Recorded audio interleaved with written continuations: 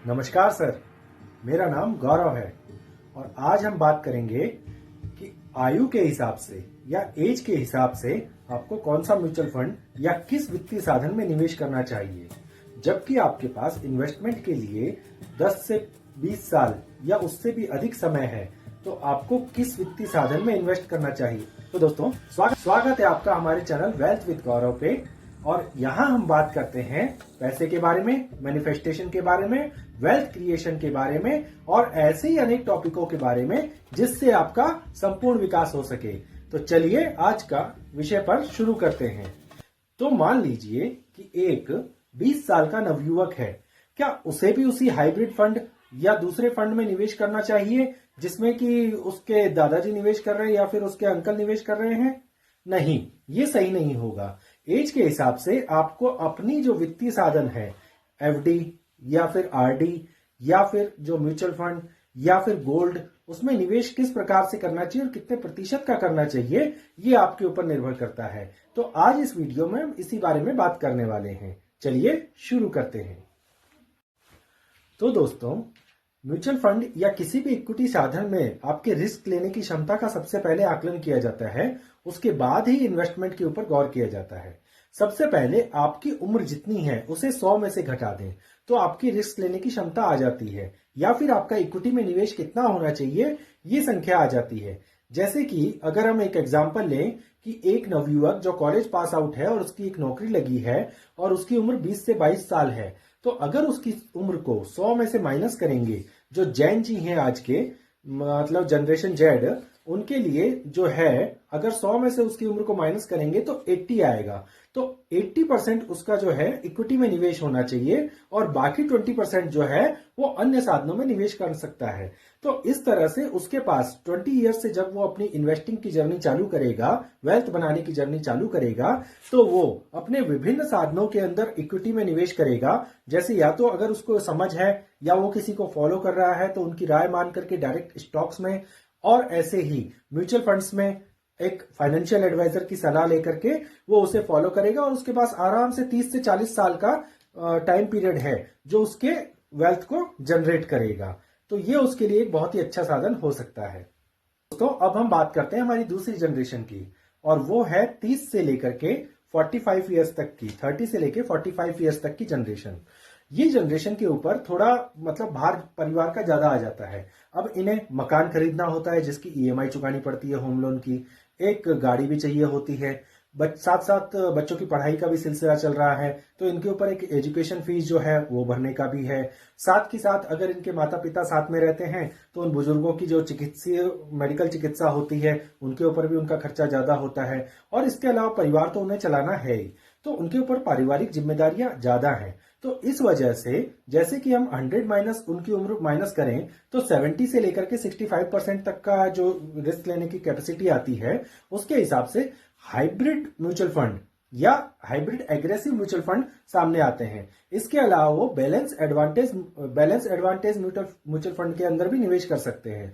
HDFC balance advantage fund और hybrid के अंदर भी जो आईसीआईसी का है इक्विटी एंड डेब्ट टेक, उसमें भी बहुत अच्छा रिटर्न दिया है। तो 12, 13, 14% का रिटर्न तो इसमें आसानी से आपको 5 से 6 साल के सीएजीआर में देखने को मिलता ही है, और ये भी आपकी वेल्थ को अच्छा निर्माण कर सकते हैं अगले 10 से 15 सालों के अंदर। तो आप इनमें भी निवेशित रह सकते हैं। और टॉप के जो फ्लेक्सी कैप या आपके हाइब्रिड फंड हैं वो ये हैं।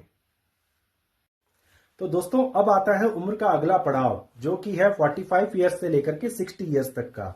ये पड़ाव आपके रिटायरमेंट की योजनाओं का शुरू हो जाता है और आप अपना जो जीवन है, अब आप ये तय करते हैं कि आगे आपके बच्चे आपका पालन पोषण का बोझ न उठाएं और आप खुद ही उस एज के अंदर भी सेल्फ डिपेंडेंट रहें, अपने मेडिकल एक्सपेंसेस को वहन कर सकें और बाकी खर्चे भी आप उठा सकें। तो इसके लिए आपको प्लानिंग करनी पड़ती है। दूसरा, आपका जो धन है उसकी सेफ्टी भी आपके लिए इस समय बहुत महत्वपूर्ण हो जाती है।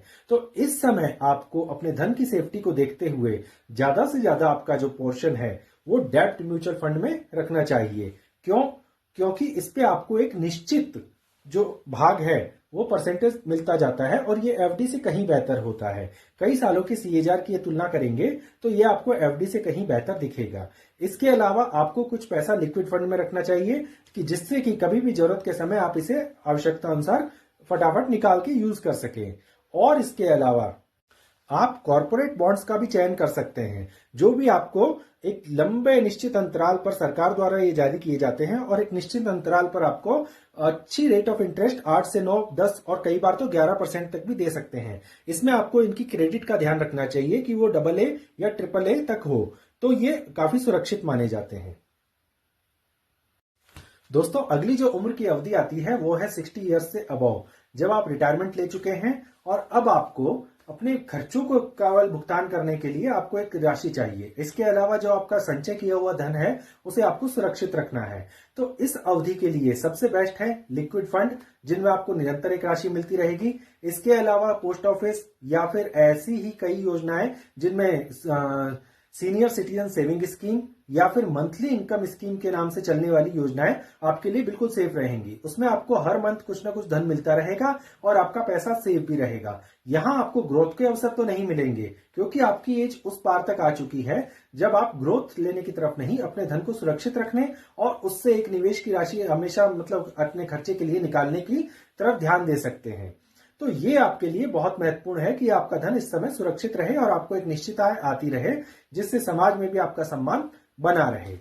दोस्तों, अगली जो एक क्वेरी आती है कि अभी बच्चे ने जन्म लिया है या 0 से 5 साल तक के उनके बच्चे हैं, अब उनके लिए कुछ प्लानिंग करना चाहते हैं इन्वेस्टमेंट की उनके हिसाब से, तो क्या करें ताकि हायर एजुकेशन में और बच्चों की शादी या उनके ग्रोथ में काम आए, या बिजनेस कोई चालू करवाना चाहे 20-25 साल बाद, तो उसके लिए आप बहुत ही जो हाई रिस्की स्मॉल कैप या मीडियम कैप है उनमें इन्वेस्टमेंट चालू कर सकते हैं और एक लंबे अवधि 25 साल में बहुत अच्छा आपको फायदा दे देगा। तो दोस्तों, ये थी उम्र के हिसाब से, एज ग्रुप के हिसाब से म्यूचुअल फंड या फिर वित्तीय साधनों को चयन करने की आपकी जो समझ होनी चाहिए, आपकी जो एक गाइडलाइन होनी चाहिए उसके बारे में। तो आपको ये वीडियो कैसी लगी ये तो जरूर बताइएगा। इसके साथ साथ एक डिस्क्लेमर भी है कि मैं एक SEBI registered mutual fund adviser नहीं हूं, यहां मैं ये बताना चाहूंगा। और आप अपना कोई भी अगर निर्णय लेते हैं फाइनेंशियली, क्योंकि आप 20-25 सालों के लिए ले रहे हैं, तो अपने फाइनेंशियल एडवाइजर से मिलकर एक बार राय जरूर ले लें, वो आपके लिए बहुत ही जरूरी होगा। और इसके अलावा अगर आपको ये वीडियो अच्छा लगा हो तो आप इसे अपने दोस्तों के साथ जरूर शेयर करें और इस वीडियो को लाइक, सब्सक्राइब और कमेंट करना ना भूलें। तो दोस्तों, मिलते हैं अगले वीडियो में, तब तक के लिए बी हेल्थी, बी वेल्थी।